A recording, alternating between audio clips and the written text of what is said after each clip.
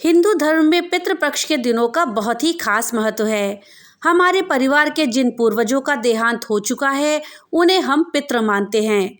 मृत्यु के बाद जब व्यक्ति का जन्म नहीं होता है, तो वो सूक्ष्म लोक में रहता है।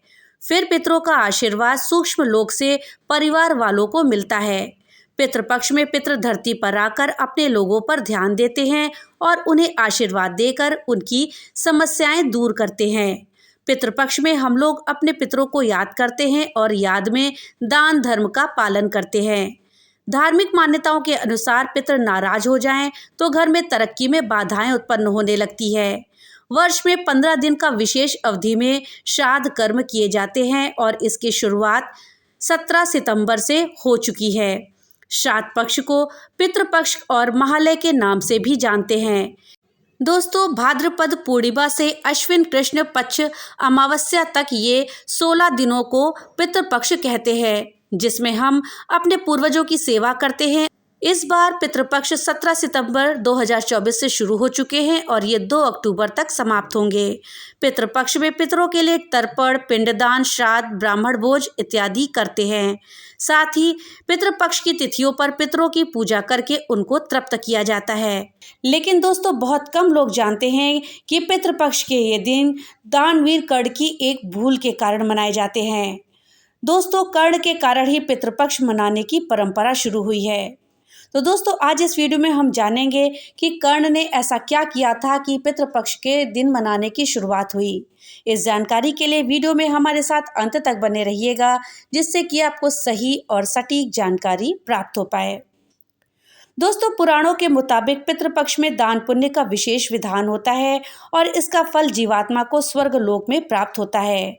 महाभारत की कथा के अनुसार सबसे पहले महातपस्वी अत्रि ने महर्षि निमि को श्राद्ध के बारे में उपदेश दिया था। इसके बाद महर्षि निमि ने श्राद्ध करना शुरू करा। महर्षि को देखकर अन्य ऋषि मुनि पितरों को अन्न देने लगे। लगातार श्राद्ध का भोजन करते करते देवता और पितर पूर्ण हो गए। पुराणों में भी पितृपक्ष को बहुत अधिक महत्व दिया गया है। कई सारी पौराणिक और लोक कथाओं में भी इसका वर्णन किया गया है, लेकिन बहुत कम लोगों को ये पता है कि महाभारत में श्राद्ध क्यों किया गया था। दोस्तों, आपको बता दें कि पितृपक्ष में श्राद्ध की शुरुआत महाभारत काल से चली आ रही है। श्राद्ध कर्म की जानकारी भीष्म पितामह ने युधिष्ठिर को दी थी।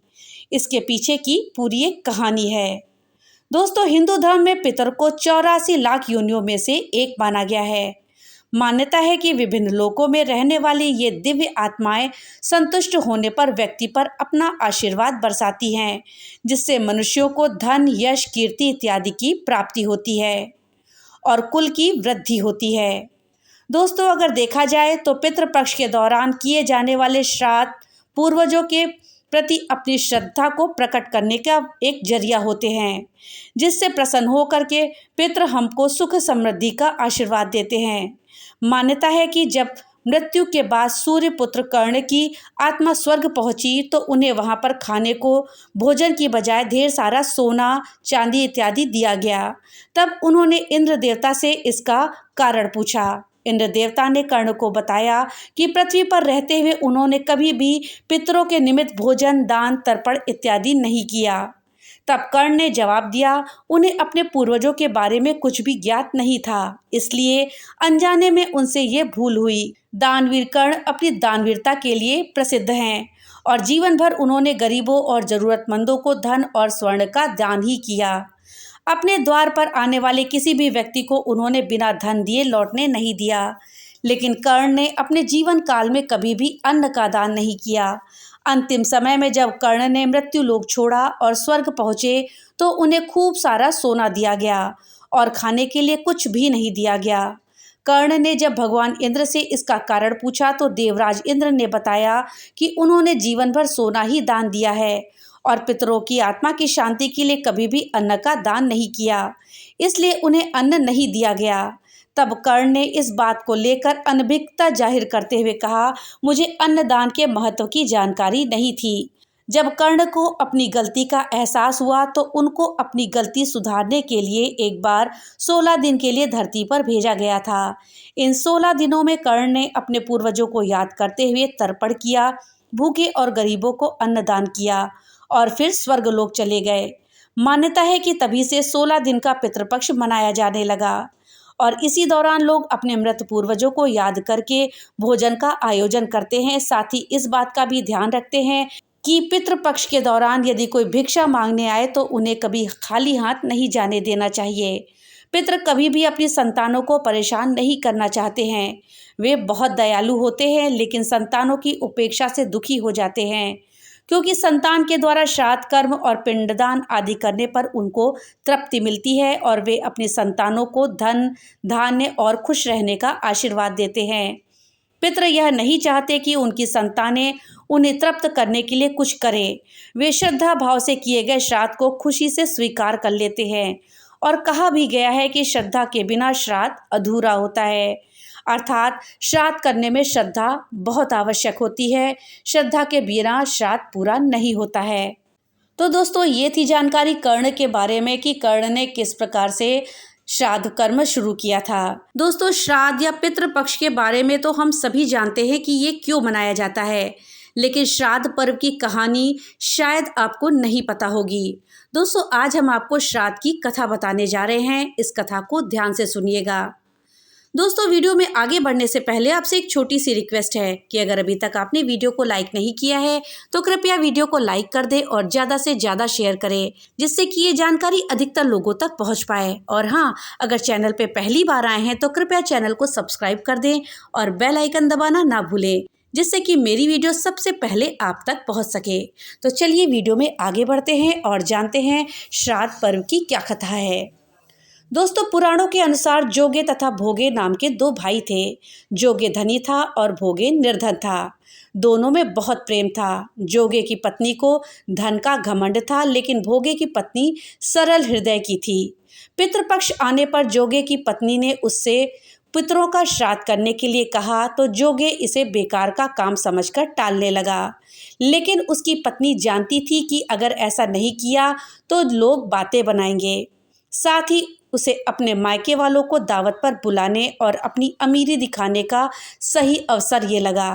अंत में वो बोली, आप मेरी परेशानी की वजह से ऐसा कह रहे हैं तो मैं सहायता के लिए भोगे की पत्नी को बुला लूँगी। दोनों मिलकर सारा काम कर लेंगे। फिर उसने जोगे को अपने मायके न्योता देने के लिए भेजा। दूसरे दिन उसके बुलाने पर सुबह सवेरे ही भोगे की पत्नी आकर काम में लग गई। उसने भोजन तैयार किया, अनेक तरह के पकवान बनाए और फिर सभी काम खत्म करके अपने घर आ गई। उसे भी अपने घर में पितरों का श्राद्ध तर्पण करना था। इस मौके पर जोगे की पत्नी ने उसे नहीं रोका और ना ही वो रुकी। दोपहर के समय पितर भूमि पर उतरे। जोगे भोगे के पितर पहले जोगे के यहाँ गए तो उन्होंने देखा कि उसके ससुराल वाले पहले से ही भोजन पर जुटे हुए थे। आखिर में वो भोगे के घर गए, जहाँ पितरों के नाम पर अग्यारी दे दी गई थी। पितरों ने अग्यारी की राख चाटी और भूखे ही नदी के तट पर पहुँच गए। थोड़ी देर में सभी पितर एकत्र हुए और अपने अपने यहाँ के श्राद्धों की तारीफें करने लगे। जोगे भोगे के पितरों ने अपनी आप बीती कही। फिर वो सोचने लगे कि अगर भोगे समर्थ होता तो उन्हें भूखा नहीं रहना पड़ता, लेकिन भोगे के घर में तो 2 वक्त की रोटी भी खाने को नहीं थी। यही सोचकर उन्हें भोगे पर दया आ गई। अचानक वो खुशी में चिल्लाने लगे कि भोगे के घर धन हो जाए, भोगे भी धनवान हो जाए। शाम हो गई थी। भोगे के बच्चे भी भूखे थे। उन्होंने अपनी माँ से कहा कि भूख लगी है। तब उन्हें टालने के लिए भोगे की पत्नी ने कहा, जाओ आंगन में हौदी औंधी रखी है, जाओ उसे खोल लो और जो भी मिले बांट कर खा लेना। बच्चे वहाँ जाते हैं तो देखते हैं कि हौदी मोहरों से भरी पड़ी है। वो दौड़कर अपनी माँ के पास पहुँचे और सारी बातें बताई। आंगन में जब भोगे की पत्नी ने ये सब देखा तो वो भी हैरान हो गई। इस तरह भोगे भी धनवान हो गया। धन पाकर वो कभी घमंडी नहीं हुआ। अगले साल का पितृपक्ष आया। भोगे की पत्नी ने श्राद्ध के दिन 56 प्रकार के भोग बनाए। ब्राह्मणों को अपने घर बुलाकर श्राद्ध किया, भोजन कराया और दक्षिणा दी। सोने चांदी के बर्तनों में जेठ जिठानी को भोजन कराया। इससे पितर बहुत प्रसन्न हुए और तृप्त हो गए। तो दोस्तों, ये थी जानकारी कि श्राद्ध पक्ष की शुरुआत क्यों हुई, ये 16 दिन का श्राद्ध क्यों मनाया जाता है और क्या है श्राद्ध पक्ष की कथा। दोस्तों, वीडियो अगर अच्छी लगी हो तो कमेंट बॉक्स में राधे राधे जरूर लिखिएगा। तो मिलते हैं अगली नई वीडियो के साथ। तब तक के लिए राधे राधे।